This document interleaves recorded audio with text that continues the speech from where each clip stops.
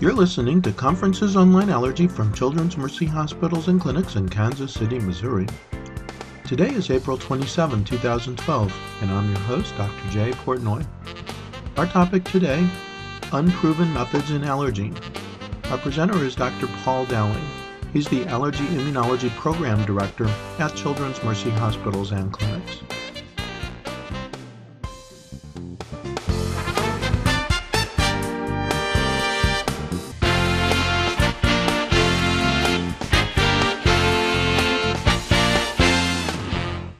Okay, good morning. We're starting a half hour early today because our fellows are going to their required statistics class. At least most of them are. Today I'm going to talk about unconventional theories and unproven methods in allergy. This is basically adapted from chapter 97 in the recent Middleton textbook. It's something we try to talk about at least every year or two, just basically to remind the fellows that there are a lot of these theories out there, and people will come in with published articles out of these unknown journals or publications, and because it's in print, people assume that it's accurate and worthwhile.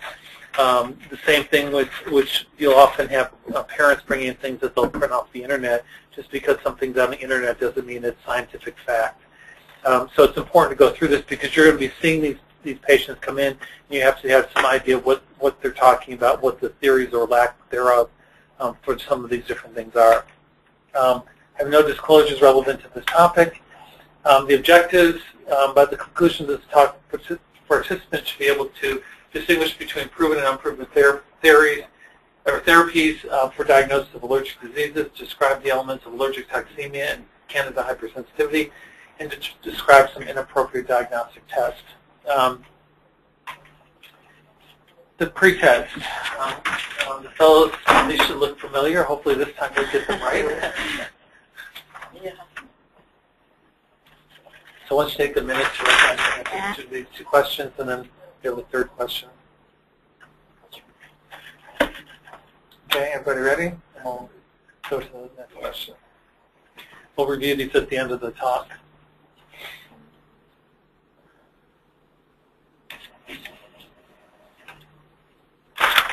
Okay. As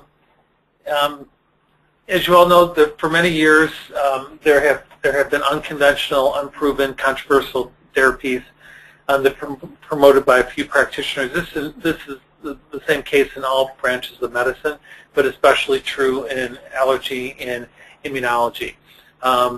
I kid you guys in the clinic sometimes that we see patients that get referred to us when nobody else knows what to do with them, because if they can't come up with a cause, it must be an allergy that someone hasn't identified. Anything from a bunion to I don't know, tingling, autism, whatever. But I mean, there's a whole variety of things that people associate. You name it, we've seen it. We had a kid a couple years ago who came in for a bedwetting. The parents were insistent it was related to a food allergy. So again, for whatever reason, I think in allergy we tend to see maybe more of these than other specialties do. These therapies are often referred to as alternative or complementary. I had one parent who told me that she went to a practitioner locally that practiced a lot of this complementary alternative therapies, and was told that by the parents that the traditional medicine wasn't working, so we need to try something else. We need to try these newer therapies that have some potential of offering your child hope or something. So again, it depends how you spin it, but there are a lot of people out there spinning a lot of these things and using them. Although those theories and methods are used, they neither replace nor assist methods that are based on scientific principles. And again, the most important thing is we do stuff that's safe and effective for our patients. There are tons and tons of these, and I'm going to initially spend most of the time talking about three major ones that you hear a lot about, And then at the end, I'll go through some of the unproven therapies and diagnostic tests and give a little brief summary of some of those. Okay. For unconventional theories of allergic disease, again, there's been a whole proposed range of physical, behavioral, cognitive, affective, emotional disorders that supposedly are caused by allergic diseases by quote-unquote environmental allergens. That there's some environmental allergen that's triggering all these things. And you name a symptom, somebody's going to put an allergen to it, okay? These diseases are strikingly similar, or these theories are strikingly similar because they usually have nothing's very specified. Everything's like, well, they have multiple symptoms, multiple possible causes, they're environmental, they can be food allergen, environmental allergens, they can be toxic chemicals, et cetera, et cetera, et cetera. So, but again, these patients usually have a long-standing pattern of multiple symptoms suggesting involvement of multiple different organ systems that don't really connect with each other very well, or have, you would think of a single process that would affect all these organs at the same time, or some mechanism. And many of them also have difficulties in their quote-unquote thought process. Just keep that in mind. The results of physical exams are usually normal. The conventional tests that we would recommend for some of these symptoms or try to rule out diseases are usually normal as well, or they don't find any abnormalities. And these some of these other practitioners of complementary therapies would say that these aren't sensitive enough, and that their tests are more sensitive for these diseases. And again, even when they do some of these testing and they don't find anything, it's usually, when push comes to shove, if a patient has some abnormal symptoms, it makes a diagnosis. The diagnosis is made, even if the test are, well, the test isn't right now, but since you have these symptoms, you have the disease. Okay. And again, there's no consistent test that shows any consistent organ dysfunction. And again, these things tend to be perceived as multiple triggers: environmental, fungal, bacterial, you name it, that's there. Electromagnetic radiation, like, from the Mr. Clean towers and stuff, and hormones. Again, anything you can think of, someone's come up with a possible trigger. What's brought to mind to me is, I don't know if you all heard about this winter, but there's in a small town in upstate New York, there was like 3 or 4 teenage girls that supposedly took a nap or something and woke up with Tourette's syndrome. Did ever hear that on the news? It was all over the news for a while, and they woke up with Tourette's syndrome.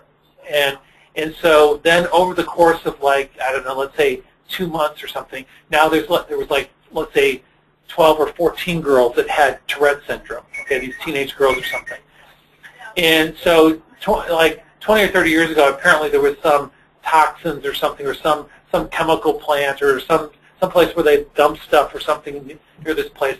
And so so immediately they try to link this with these kids. Now, this is years ago. Nobody else in the town is affected. There's no pattern that people have been affected over years. Whatever. It's these girls who are in this particular high school who who basically, had Tourette's. And so everybody's trying to, figure out what the cause is, sort of thing. And unfortunately, this is kind of ripe for these sort of test things, because people will say, well, we got this thing. And the last that I heard that their physicians, or the physician for many of them, they've been examined stuff and thought that that some of this was a conversion reaction, and they hadn't really proven any cause and effect. But I saw a clip of one of the children in the family, like on the Today Show, that was basically saying that the town has to do something, the government has to do something to find the cause of it, because there's a cause here, and it must be something in the environment, something that they've been exposed to that's causing this, and somebody has to find out what's going on here, sort of thing. And again, a lot of times these things don't fit into any particular pattern that you'd expect for at least an allergic disease. Okay, the allergic toxemia that we talked about the other day, which is also called tension fatigue syndrome, because as one of the questions mentioned, the most common symptom that you have with this disorder, which is the multiple symptoms that they call a disorder, is fatigue. And this is sort of the prototype for a lot of these sort of syndromes that get reported and proposed. The descriptions vary, the symptoms vary, but again, fatigue is the most prominent frequent symptoms. The pattern can vary over time, and it can be fatigue, listlessness, hyperactivity, insomnia, joint ache, muscle ache, headaches, you name it, it's there. Less frequent symptoms: low-grade fever, urinary frequency, bladder discomfort, excessive cold, tachycardia, hives, allergic shiners, you name it. If there's a symptom, we add it to the list. Okay? So someone has multiple symptoms, and they have a big list of like 30 things. If you have some of these multiple symptoms, you're in the allergic toxemia thing. And unfortunately, a lot of this stuff now, because the internet's so popular, people will punch in these symptoms, and stuff like this will come up, and then they'll start reading and go, well, it's on the internet, it must be true, true and scientific and proven. These things are almost always attributed to multiple foods, especially milk, corn, chocolate, and wheat. That's Mark's problem. That's probably what happened. Yeah. The diagnosis is usually based solely on symptoms because, as we said before, most of these things, you do the exam, you do blood test stuff, usually all this stuff comes back negative, but you have these symptoms, and they're in this big list of symptoms, so if you fall in that, you have to have the disease, okay? And the other thing is, even though they think they're related to food, these things are often not immediate, but they're hours, days, even weeks. So like 2 weeks ago, I had a piece of chocolate, so he's acting out symptoms today, so it must be from that chocolate that Grandma stuck and gave him 2 weeks ago or something. There's no definitive double-blind, placebo-controlled clinical trials to support the existence of this syndrome. We're going to talk about food additive sensitivity. This is another thing that's an offshoot from the 1960s. But as you know, ADD is thought to be multifactorial.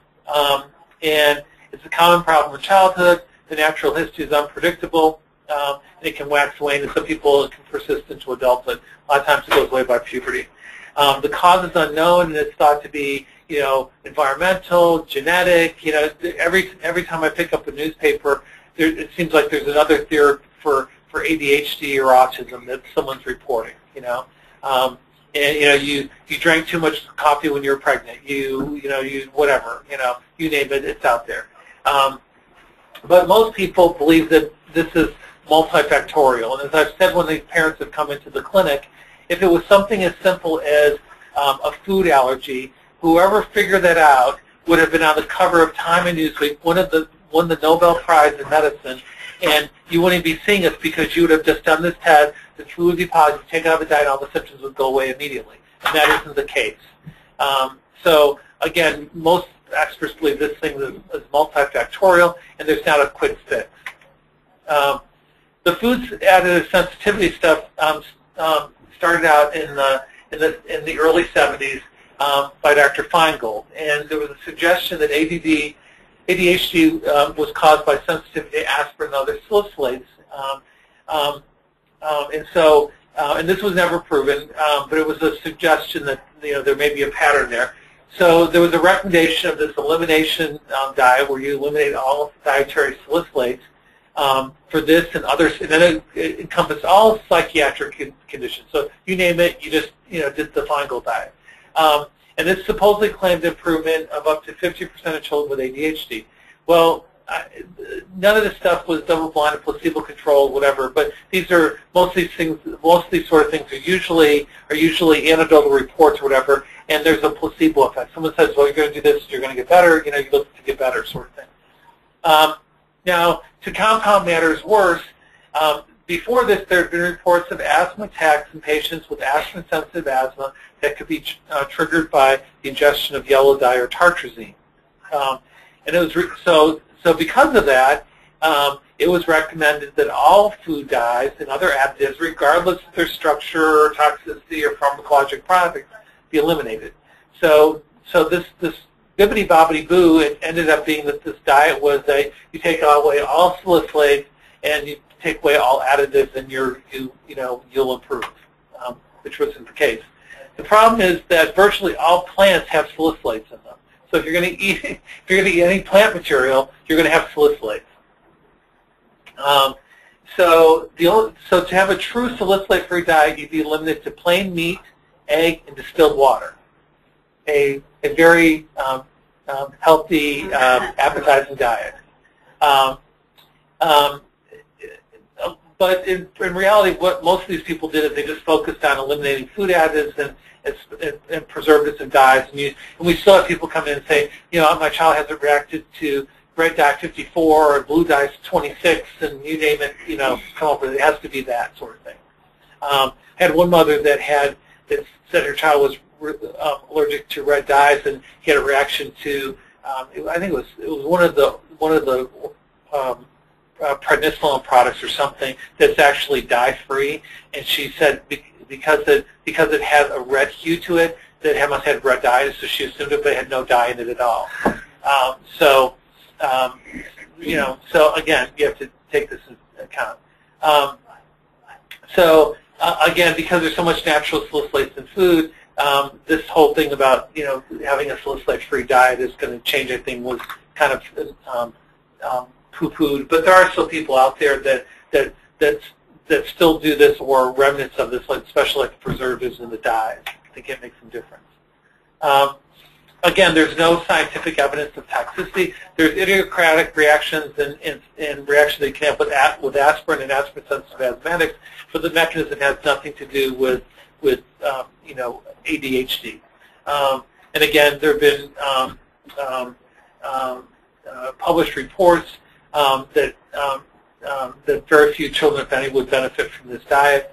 And again, it's not really proved that there's a cause of any relationship between salicylates and food additives and ADHD. The next one, which is another favorite, is the multiple food and chemical sensitivities. And these are people that you've probably seen on television who live in houses, and they live in a bubble, and they have everything covered in plastic, and they go outside with a mask on, or they don't go outside at all very often. And they think everything their body comes into exposure with is going to kill them, sort of thing. And this is pushed by the quote-unquote clinical ecologists, and it's evolved from the theory of food-induced allergic toxemia. And it's thought that you have this presumed illness was termed environmental illness. It's also called chemical hypersensitivity. It's been called multiple chemical sensitivity, cerebral allergy, chemically induced immune dysfunction, toxic chemical encephalopathy, among others. You name it, it's been called it. The syndrome was first described to illnesses in the workplace, and it was an acquired disorder characterized by recurrent symptoms referable to multiple organ systems occurring in response to demonstrable exposure to many chemically unrelated compounds at doses far below those established in the general population of cause effects. And there was no single widely accepted test of physiologic function that can shown to correlate with symptoms. So someone's in a factory, and there's chemicals in the factory. These are all, controlled by, OSHA and everything about the levels and what the toxicity, all that stuff. But people start having symptoms, and then the assumption is it must be related to something that's in the workplace. Again, these things tend to be multiple organ systems. A lot of times there's no connection between the organs or the symptoms. And again, it's thought that because you're having these symptoms, that it has to be related to something in your environment. You start getting it after you worked at some place, or you've been there for 5 years, you're having symptoms, must be from some exposure. The World Health Organization had a working group that looked at some of this stuff, and they could not find any scientific support for causation that says that any of these things were caused by some toxic chemical or whatever. And it's not based on accepted theories of underlying mechanisms or validated clinical criteria for diagnosis. So they stated the relationship between exposures and the symptoms is unproven. But they gave it a new name if they didn't have enough names, and they call it idiopathic environmental intolerances. But, people want a name for everything. So the clinical ecologists, they call themselves, call this polysymptomatic condition. suggesting numerous areas and systems of the body. Again, no accompanying abnormal physical findings usually. Lab results are usually normal. Or there's no gross evidence of microscopic or inflammation or other objective signs of some particular disorder usually. Again, you just see a common theme here. The common complaints are fatigue, headache, nausea, malaise, mucosal irritation, disorientation, dizziness, which usually occurs in absence of a true physical illness. Some defined physical and psychiatric disorders have also been attributed by clinical ecologists to multiple food and chemical sensitivities, and the methods used for diagnosing and treating IEI encompass many of the unproved and inappropriate procedures I'm going to talk about later. So they'll run a whole bunch of tests, and they'll get some things that say abnormal, and they'll go, oh, it must be this, this, and this, and so you try these therapies, neutralization, provocation, whatever, you do all these things, and that will get you better sort of stuff. So it just, especially the more symptoms are, the easier it is to fall into these groups and say, oh, you're part of the allergic eczema, or you're part of the, idiopathic, intolerances or whatever. And you get a fancy name for whatever. Oh, I got this disease, Okay. The causes are virtually unlimited. You name it, it's been proposed. Food, synthetic chemicals, hydrocarbons, environmental chemicals, gases, plastics, building material, new carpet, perfumes. The list is endless. These patients often complain of difficulty in stores, shopping malls, public buildings because there's some irritant that's bothering them, sort of thing. Despite the emphasis on synthetic chemicals, causes of illness are often induced by have also included natural gas, electromagnetic radiation, viruses, fungi, yeast, wood dust. So this also fits into some of the black mold people too, that think they're allergic to everything and have problems from some chemicals that's coming off the mold and toxicity and stuff. There are, some of these things can, as you know, produce VOCs, volatile organic compounds, like perfumes, like the stuff that comes off carpet and formaldehyde stuff. So those are there, but those aren't things that you're going to, that you can pinpoint as causing all these symptoms that you have.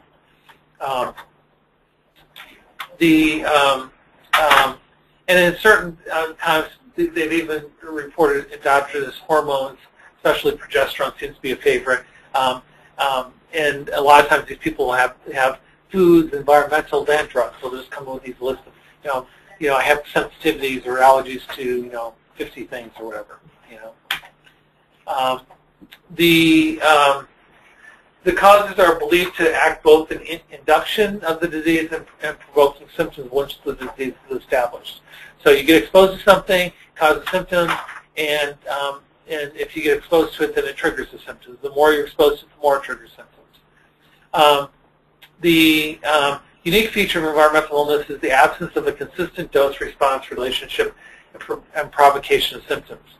So it doesn't matter how much or what the length is. Any exposure supposedly causes problems.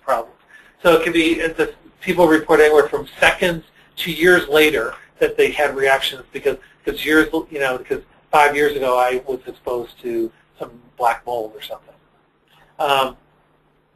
The diagnostic procedure most often used by clinical ecologists is provocation neutralization, which I'll talk about in a few minutes.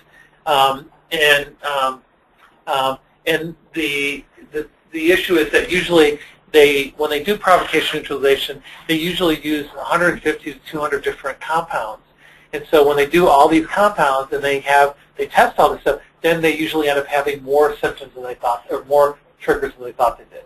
Okay, because now they have this test that says, oh yes, I had a reaction to kumquats or something or whatever, or to when I sniffed mold from a smelly sneaker or something, I don't know, but something absurd. So usually they end up when they are evaluated by these people, they'll end up having more things than they thought. So it just adds to the list and just adds to the stress and such, and more tests and more neutralizations and all this stuff. So it's a big never-ending circle. Years ago, there were two people, Randolph and Moss, who proposed a theory that failure of the human body to adapt to industrial and synthetic chemicals produce a hypersensitivity to them. The theory does not explain the mechanism of the hypersensitivity. There's no evidence to support it. And there have been various immunologic mechanisms that have been proposed. Again, nothing that really supports it. And there's thought to be that these environmental chemicals function as haptens and induce formation of IgG antibodies, IgE antibodies, or sensitized T cells. You name it, it's been out there. And there's and in these clinical illnesses, there is no evidence of a quantitative or qualitative abnormality of either specific antibodies or cellular immune response to any of the environmental allergens that the patients have identified. And there are other theories. As you can see, there are always some theories that come up with all these things, multiple theories. There's the total body load and chemical overload theory that assumes that the immune system has a fixed capacity to deal with these things. If you go beyond it, then you provoke symptoms. The mass food sensitivity, which is used to explain it, an adverse reaction to a food when it's eaten after several days or you've abstained from it, whereas frequent ingestion of the same foods causes the symptoms to disappear. And this is adaptation, deadaptation, sort of like provocation, neutralization, which we'll talk about. And then the spreading phenomena is the concept that exposure to one substance induces or predisposes the immune system to other unrelated substances. So you have a reaction to black mold, now you're allergic, now you have a sensitivity to hydrocarbons or a sensitivity to formaldehyde or whatever, because you have the spreading phenomenon. There's also the deficiency of antioxidants, the neurotoxicity that you're caused by endogenous beta-endorphin sensitization induced by environmental stimuli, odor-induced kindling of olfactory limbic neural pathways. So these substances kindle like you would have kindling for a fire to get these pathways turned on, and then organ dysesthesias. And hereditary coprophoria, or phoria, whatever that word is. Again, none of these theories is supported by experimental controlled clinical studies. But again, there's for all these things, usually there's multiple theories that people come up with to try to explain what the mechanism may be that they're working. Most often, these diagnosis results rest on environmental and provocation neutralization tests, and these usually are self-reports of the patients. Many clinical ecologists supplement the provocation neutralization with various lab tests, and you name it, immunoglobulins, complement, lymphocyte subsets. A lot of these tests, as you see there, are tests that are valid tests, but not for what they're trying to do.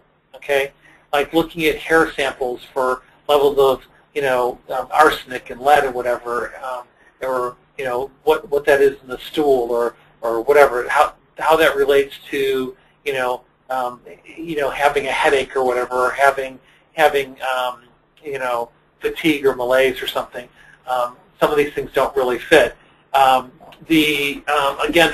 they do a whole bunch of tests and look for anything that's abnormal, and a lot of times, even if there isn't anything abnormal, it ends up being related to what the patient describes.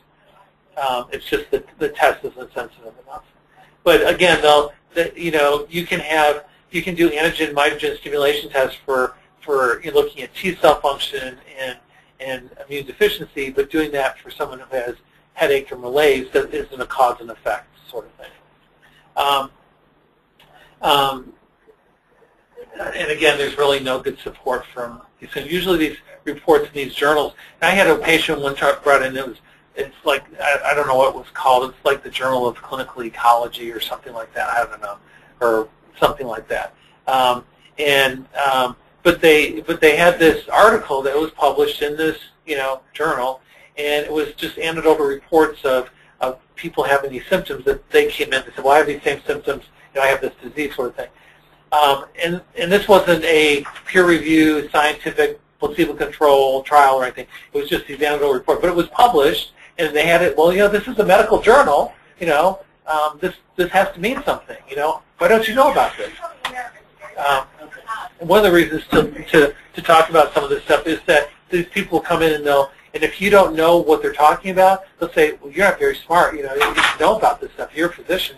This is your allergy. You should know all about this. How can you tell me about anything when you don't even know about it? Okay. So the treatments usually avoidance of environmental chemical exposure, elimination diets, and neutralization therapy, which I'll talk about. And drugs are regarded as harmful synthetic chemicals that cause environmental illness. The patients are often instructed, even if they have this, to take vitamins and mineral supplements.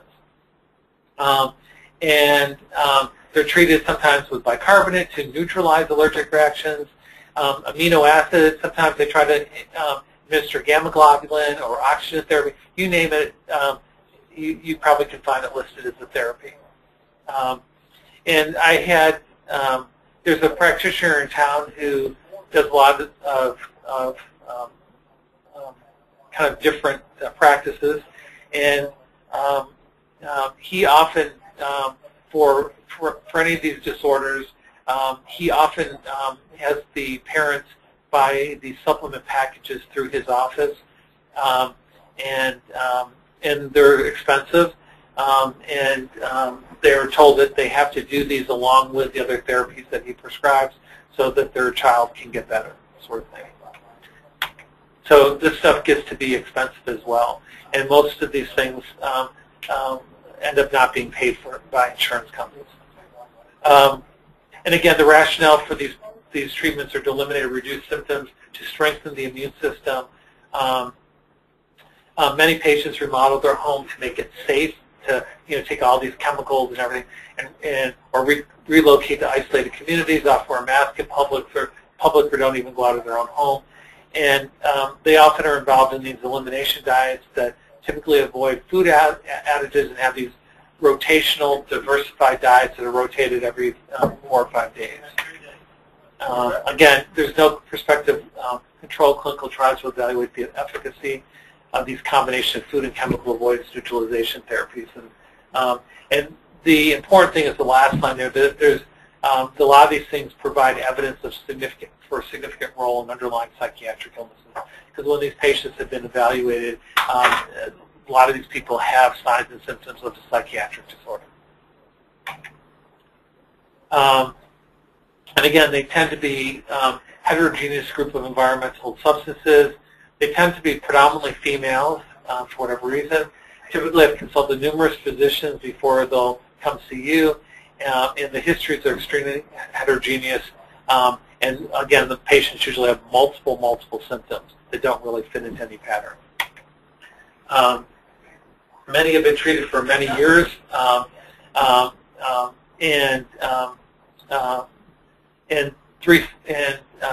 says 2/3 of these patients have been treated for same symptoms for many years before their occupational exposure, and 3/4 had developed a new set of symptoms after provocation neutralization testing. Most common alternative diagnoses made by physicians were not clinical ecologists. By clinical ecologists were somatoform illnesses, anxiety disorder, depression, hyperventilation, iatrogenic disease. And again, psychiatric evaluations confirm many of these patients have underlying psychiatric disorders. Okay. I talked about this a little bit the other day, Canada hypersensitivity syndrome. As I mentioned, I will always remember this because this mother came in with her child who had developmental delays, who had multiple developmental delays, and the mother thought all of these were related to the Canada hypersensitivity syndrome because she had read the book, The Yeast Connection, which came out when I was a fellow years ago, and she thought everything that he wrote in there pertained to her child, and that that if she had the therapy for the hypersensitivity syndrome, that her child would be a Rhodes Scholar, in no time at all. She just thought this was the cure, and the child with these multiple developmental and disabilities was going to be cured by treating for her yeast sensitivity. And again, these people report multiple symptoms, multiple organ things. The exam's usually normal, and you do tests, and they're usually normal. As you know, Candida is the normal fluorophores. We all get exposed to it. You can have people that can have low levels of sensitivity based on, antigen stimulation tests if you're immune deficient. But basically, all of us are exposed to Candida. And people can get opportunistic infections. You can get yeast infections in your mouth from taking antibiotics. Women can get yeast infections. You can get yeast infections from inhaled steroids. And again, diabetes, et cetera, et cetera. But these are things that you expect, and there's a reason for that. But the pathologic forms of candidiasis, you don't want to confuse those with these unproven condition of this Candida hypersensitivity. And again, these are usually made in people that have multiple symptoms, and they also claim it to be a cause of numerous diseases, including multiple sclerosis, arthritis, psoriasis, schizophrenia, cancer, you name it, behavior disorders, ADHD, you name it, it's on the list or it's been reported. The syndrome lacks a specific definition. There's no diagnostic, physical, or laboratory abnormalities or evidence of Candida albicans overgrowth locally or systemically. And then this child that the mother brought in never had any signs or symptoms or had ever been treated for any kind of Candida infection. But she grabbed my hand, put it on her child's belly, and said, "Can't you feel it bubbling in her belly? Can't you feel it?" So again, something that is an impressionable young fellow you don't forget. Again, predisposing factors are said to be current or past use of antibiotics, steroids, birth control pills, diets containing yeast-containing food, but there's no evidence that these differ from anybody else in their exposures. That the exposure of these people isn't any different than anybody else who lives a normal life and has normal things in their diet and environment. And again, this is thought to be that you have this hypersensitivity to Candida causes these toxins release that cause all these symptoms. And they do this by suppressing your immune system. Again, the diagnosis is entirely on history usually. The treatment is usually recommended that you include diets, nutritional supplements, vitamins, minerals, certain medications. Again, ka-ching, ka-ching, ka-ching, ka-ching, because all these things add up for a cost. That you restrict your diet. You don't have any sugars or dietary yeast or foods that contain mold because that's going to aggravate your immune system and suppress it further. You go on these rotation diets, and antifungals are often recommended, but they're in exceedingly low doses. They put them on these really tiny little doses, and I think basically is making sure they're doing no harm, but basically treating them with something, and that's often tried. Randomized double-blind trial of patients supposedly suffering from Candida hypersensitivity syndrome showed that oral nystatin, vaginal nystatin, or a combination of these two were no different than placebo in altering symptoms. Okay. The last few minutes I'm going to talk about some of these unproved diagnostic tests, and these are also ones that you need to know about because people will talk about. The first one is the cytotoxic test, and again, this is unproven, but supposedly somebody years ago supposedly made an observation that was unproven, that when someone's having an allergic reaction, it induces leukopenia. Okay, so from this somehow they decided, well, we're going to look at white blood cells and see if white blood cells change when they're exposed to a food or a chemical substance. If it does, it means that you must be allergic to it. So what they do is they centrifuge some blood from the patient. They use part of the Buffy coat. They add some sterile water and and some serum, and they put it on this silicone microscope slide that's coated with the dried food in question. And they put it on there, and then they look at it in interval times over 2 hours to see if there's any changes to the way the cells look under the microscope. So if it vacuolizes, gets smaller, if it disintegrates or it pops or whatever the cell, then that means it's a positive test. So just the fact of putting sterile water with the cell can change the osmolality and stuff, and can change things. But basically, they look at it, and so they usually do this with 150 to 200 foods. So they have these things, and so it's ka-ching, ka-ching, ka-ching, ka-ching, and basically this supposedly tells that you're allergic. Again, there's no proven cause and effect there, but because you have some change, that supposedly means that you're allergic, or this is cytotoxicity. And there's thought to be that there's mediators of IgM or IgG or cell-mediated mediators that cause this response, and that by ingesting these foods that you trigger these mediators, and that causes these changes and causes the allergic symptoms, whatever these symptoms may be, because they use these for the diseases that I mentioned so far, the kind of the classic ones. This is a test that's used, along with all these other ones, or many of these other ones. So again, it's for you have malaise, headache, fatigue. You got a positive little vacuolized under the microscope to kumquats. You're allergic. That's what they cause your disease. But they'll do 150 to 200, and out of that, there's going to be something that changes under 2 hours of looking at the microscope. Slide. I think Brock had his hand up. Okay.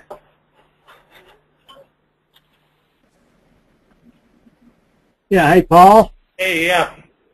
You should be aware of the fact that right now Hy-Vee dietitians are pushing a new form of the cytotoxic test, and they're really recruiting a lot of women and this sort of thing, and it's the same old test. It's run now with a flow cytometer, which just tells you a change in the size of the cells. Isn't it? That's the Elkhead test, isn't it? It's the old Elkhead test. It's called something else right now. I can't even remember it, but they're diagnosing gluten enteropathy and everything under the sun, and they're pushing dietary measures and this sort of thing. But it's really it's hard to convince these people, that the dietitians, that this is not a real thing. So you should be aware of that, and you're going to see a lot of it, I'm afraid. Yeah, that's what I'm afraid too. The Elkhead, and basically, is Brock was saying, it's sort of, and it's a newer form, I guess, what they're using at Hy-Vee. But the Elkhead, which is the second one there, they call it Elkhead, is basically the same principle in a sense. They take the cell, but they have a computer like flow cytometry that's looking at this thing with a computer and having readouts and stuff, and they look at over time again and measure these changes. But they measure changes in volumes of the cell. And again, if there's any change in volume of the cell, when they're looking, with this computerized like flow cytometer or whatever, that gets measured, and that's automatically a positive test. Yeah, So, they had one of those set up in a shopping center once, and I volunteered.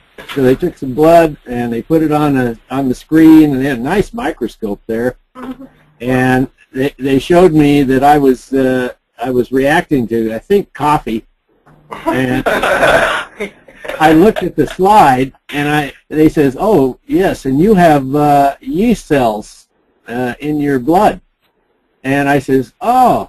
I says, "Boy, those sure look a lot like platelets to me." And I walked out. It was crazy. Okay. So. Okay. The next thing I'll mention is endpoint titration, which has many times been called the wrinkle method, and there are many variations that have been developed to this over time. This was based on uncontrolled empiric observations only. And the method here, one of the methods at least, was that you would take increasingly five-fold dilutions, serial and inject this intradermally, starting at like 0.01 ml. You do this for a particular allergen, be it food or environmental. And you observe this for 10 minutes, and you measure the size of the wheel. You don't pay any attention to the flare. Do not look at the flare. Do not look at the flare, which you think of as more related to basophil activation and pruritus and the flare and such. but you don't look at the flare. You don't look at the flare at all. So you just, and basically, these are considered endpoints, or what they call them. And what you do is you do this, you keep increasing the concentration. I don't know what the initial concentration, but it's pretty dilute. But you increase the concentration until you have consistently 2 millimeter or greater in duration. Okay, so you're looking for a wheel of 2 millimeters or greater. When you're doing the serial, you have at least a couple times where the wheel turns out to be 2 millimeters or greater. When that happens, then the place where you got the 2 millimeters or greater is considered your endpoint. Okay, and this is actually again, you don't look at the flare, and every allergen is tested, and there's usually up to 9 serial interdermals that are done for each of these allergens. So you're talking about, loads of testing over weeks or months.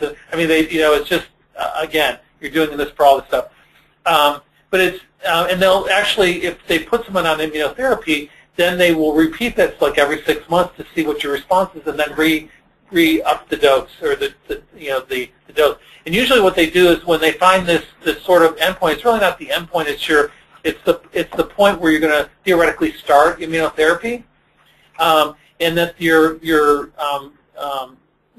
actual maintenance dose, in a sense, would be usually is anywhere from 25 to 50 times stronger than whatever that concentration was. Now, when this has been looked at, it's the Academy and College and stuff have looked at this stuff, or the Joint Council or whatever, but they've looked at this data, and it shows that to use that, that as a starting dose is safe, but the fact that it is so dilute that to basically build up to the appropriate therapy to be effective, you'd be doing that for a lot longer period than traditional immunotherapy, and what they consider their maintenance or end dose is a lot more dilute than what we would consider in studies have shown to be a therapeutic dose to cause an effect. So a lot of these people go on these, in a sense, suboptimal doses. They're safer because you're not really giving them much allergen. And then a lot of times what happens, as I said, these people will get retested every 6 months to see if these doses change. And so again, it's this big, long, involved process. So can you imagine for everything you have in your allergy shots, if they're doing individually, up to 9 serial interdermal dilutions, and then, and they're doing this every 6 months. They do it for foods and stuff too? Yeah. They actually are doing like immunotherapy. Some of the stuff they'll use with, they'll do this, or they'll do with like oral stuff as well, but they'll do this, use it for the same purpose. And again, they basically forget about the flare, and the flare doesn't matter. Now, the other thing is that they saw that when they were doing this, there's some people, because if you're doing interdermals in 2 millimeters, I mean, that's like the blood that you put the stuff in. It's, I mean, I think of when someone's really having an allergic reaction and they're having like a positive histamine when you do an interdermal, you'll get usually an interdermal to histamine. The wheel is usually 10 millimeters, 8 to 10 millimeters, just for anybody, for a good wheel, and the flare is usually huge, a lot bigger than a prick. But when you're, I mean, the 2 millimeters, you're talking about the size of the little bump you made for putting in the interdermal itself. But again, this dose is thought to be very, very low, and it's probably not effective. But what they have found is they found what they call hourglassing, where sometimes they'll do an interdermal when they're doing these serial interdermals, and they'll have the wheel will get, let's say it gets to be 2 millimeters, then it goes down to 1 millimeter, and then it goes back up to 2 millimeters, and they call this hourglassing, that the sizes change. And supposedly someone observed that and said, oh, this must be a neutralization thing, that you're giving more of it and it's causing some early neutralization. So that's why some of this came out with the neutralization stuff that I'll talk about here real quickly. So leading into that is the provocation neutralization, and they usually use 5-fold serial dilutions, and these are usually some allergen or chemical extract, and they can be done interdermally, subcutaneously, or orally. And if they're injected, it's usually in the upper arm. And what they do is they give these injections, and they ask the patient to report any symptoms they have at all. any feelings, any subjective sensitizations, anything that they have. So I had a twitch in my eyebrow, that's listed. So while they're doing this, when they're doing this stuff, if you have any symptom, twitched your eyebrow, you sneezed once, your hand itch while you're waiting for this thing to be done, whatever, that's considered a positive symptom. And so what they do is that whatever dose that happens at, that's your, in a sense, provocation dose. So what they do is then they give you, from that point, then they start giving you weaker and weaker doses until the symptoms go away, okay? And once you no longer have that itch in your hand or that twitch of your eyebrow or you sneeze once or whatever, wherever that ends, then that's your neutralization dose, and that's the dose that you stay on for your maintenance to maintain your neutralization, okay? And there's a whole bunch of variations, but they'll do it subcutaneously, intradermally, or orally. And so again, these because this is individual allergens, you're talking about multiple tests, multiple visits, to do all these things, because you're doing each, things separately. And then some people believe that there's one theory that when the people will look at the wheel, and depending on its size, its texture, its firmness, if there's pseudopods or not, that somehow means that there's allergen trapped in that wheel, and that explains why these in the allergens are slowly released over time. So that's why people can have symptoms up to 2 weeks or a month later, because that allergen is trapped there and it's slowly released. That's evidence the allergen is trapped and it's slowly releasing it into your body. Again, there's no studies that prove this efficacy, and again, there's no limit to there's no standardized what's a positive or negative. It's basically any symptom, any severity of the symptom, anything you report is considered a positive reaction. And the risk is that if you have someone who's truly allergic to something and you're doing these sublingual things to a food that they're allergic to, you can have the angioedema, anaphylaxis, and stuff. The electrodermal testing, basically you have this, they call it a Vol machine, which is kind of interesting because this is made by a company called Vol. My defibrillator. Started making me wonder when I was reading this. But this machine measures electrical impedance. And so they have this like 1.5 volts of electric current that goes through the machine. The person holds the negative electrode in one hand. The tester takes the positive electrode and tests different acupuncture points on the body. And there, in the circuit, there is an aluminum plate that has the food or chemical or whatever in a vial that's sitting on this aluminum plate in the vial. Okay, and so when they measure, when they do this zapping around the body, if there's any change in electrical impedance, depending on where they touch the skin, that proves a positive test. Now, the thing that I like the best about it, though, is that this also relates to what your disease is. So if you have a positive test on your scalp, that means that you have allergic disease to that substance with no signs and symptoms. If it's on your trunk or upper body, then it's an inhalant allergen. And if it's in your lower extremities, it's a food allergy. Okay? Applied kinesiology is another favorite of mine because I've had some patients who have come in and said they actually have done this. Or, that you basically you hold the food in one hand or whatever the substance is, and then the tester checks your muscle strength in the other hand. And if he thinks your muscle strength isn't as good, then that's a positive test. Now, if you have a child that you want to test, but the child's unruly and won't cooperate, then the mother can hold the child's hand, and she can be tested holding the child's hand, and that's the surrogate because she's holding the child's hand. That would go through the mom's body and allow them to test it. Okay. We're running out of time here, and I'm just going to go through a couple of other things. There's inappropriate tests. There are tests that people do, like serum immunoglobulin, IgG antibodies. You can measure IgG antibodies to foods, but they don't. There's no evidence that they relate to an immediate allergic reaction to a food. So people come with these sheets of IgG antibodies to every food. It usually means that they've been exposed to a food, if anything else. Again, we talked about lymphocyte subsets. You can order lymphocyte subsets for immune deficiencies, but relating that to an allergic phenomena or to all these multiple symptoms, it's hard to do. Same thing with immune complexes or analyzing body fluids. A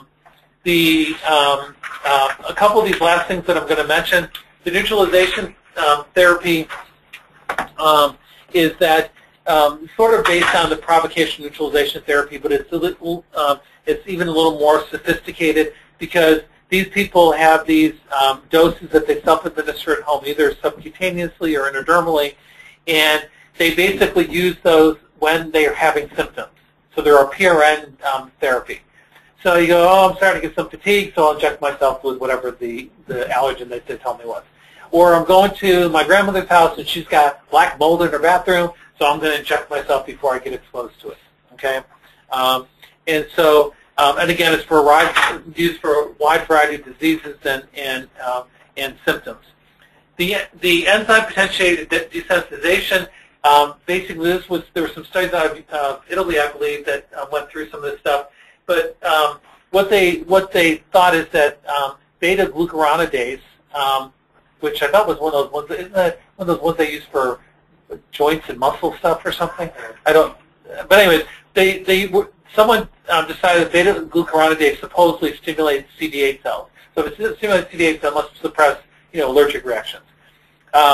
So they decided, well, we'll give a little bit of this along with an injection, and it will act additively to make the injection work better, and they'll use fewer injections.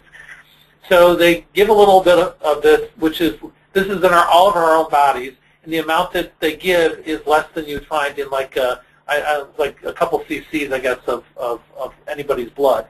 But they add this to the amount of allergen you get on a prick skin test. When you do a prick skin test, and they inject it, and supposedly by doing this, you need less shots. You may be able to do just a seasonal shot before the season starts. Do one shot, whatever. Well, there was a couple of studies, I guess, that supposedly didn't show any change in symptoms. However, but patients thought their quality of life improved because they didn't have to go to the doctor for shots every week. So there's an improvement in quality of life sort of thing, but there wasn't a change in actual symptoms sort of thing. And there were some other studies that supposedly thought maybe had some effect, but again, it's kind of something that really hasn't been proven. Acupuncture, as you know, has been out there, and there's really no good studies that doing some acupuncture, cures or treats an allergic disease when the bottom line comes. Detoxification is another one where they go through this grueling thing. I just can't imagine what this is.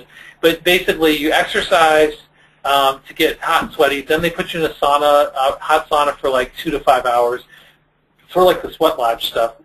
Then they exercise you again. Then you take a cold shower. Then they give you increasing doses of niacin to cause a flush.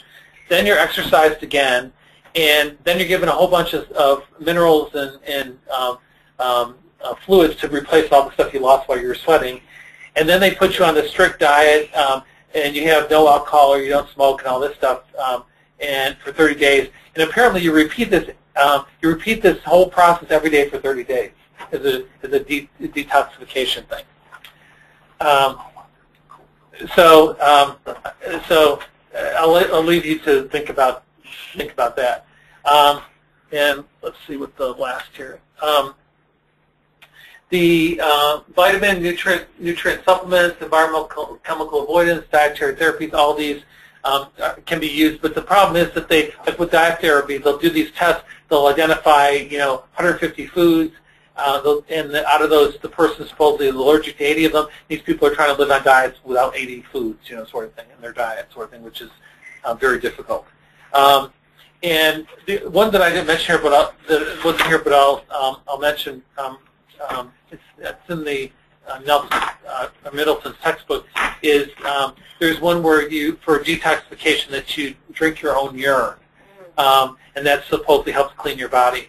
Now, years ago, I remember watching 60 Minutes. This is probably 20 years ago at least, and there was a prime minister or president of India who was a very old gentleman who was like in his late 80s or 90s, who basically was on 60 Minutes and drank, like an orange juice glass full of his own urine, and he told, Mike Wallace, whoever was interviewing him, that he does this every day, and that was what he uses. He believes is why he's around so long, that his longevity was drinking his own urine.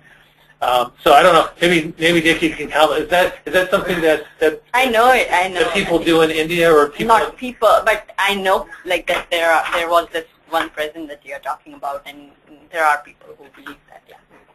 Okay. And the last thing is remote practice of allergy, and this is just to throw this in there. It was mentioned in Middleton.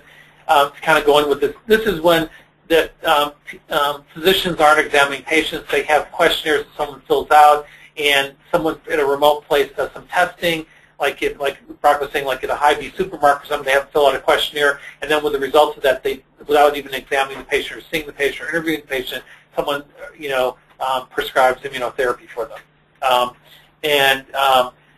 So again, as we all know, that just having a positive test of something doesn't mean someone's allergic to something. You have to get a history, you have to get a physical, you have to find out what's really going on.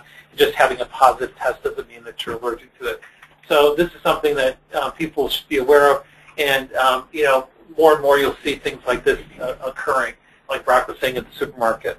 And I know that Costco, I was in California in Costco a few years ago, and they were offering some allergy screening thing you could do for $10 or something at Costco and get the results. And then I don't remember if they were going to suggest that you get immunotherapy from them or not. I don't remember, but at least you could get tested. There was no question. It was whatever comes back positive, oh, you're allergic to blah blah blah. No history, nothing. It was just we did the test and it's positive. So. So again, you need a physician who's assuming responsibility for the management of an allergic patient and observing them or being at least a consultant. In summary, there are multiple unproven, unconventional methods and practices used. We mentioned a few of them, but there's a lot more of them. It's important that practicing clinicians know about these, because you're going to have to defend what you do and try to explain to people why these things don't make sense. Most of these aren't covered by insurances, so they're very costly and often potentially harmful to a patient. I had one patient or parent that came in who actually was working 2 jobs, taking on a second mortgage to try to pay for all these therapies because they weren't paid by for insurance. And she was actually told by the practitioner that she was a bad mother if she wasn't going to continue to give her child these expensive supplements. Accurate information hopefully will allow us to help patients avoid these practices and seek rational and effective treatments. Okay, any questions? Now we'll just go through the post-test real quickly. Proponents of allergic toxemia believe the most common cause is food allergy. Candida hypersensitivity syndrome is diagnosed usually entirely by history, as I mentioned. And the last one, the most prominent complaint of allergic toxemia is fatigue, which is also called allergic fatigue syndrome. Okay. Okay. Thank you very much for your attention. Thank you. And we'll see you all on Monday for immunology. Have a good weekend.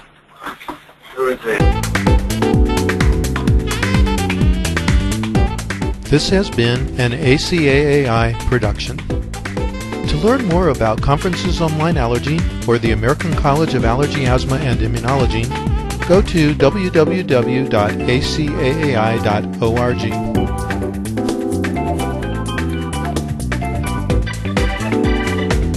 See you next time.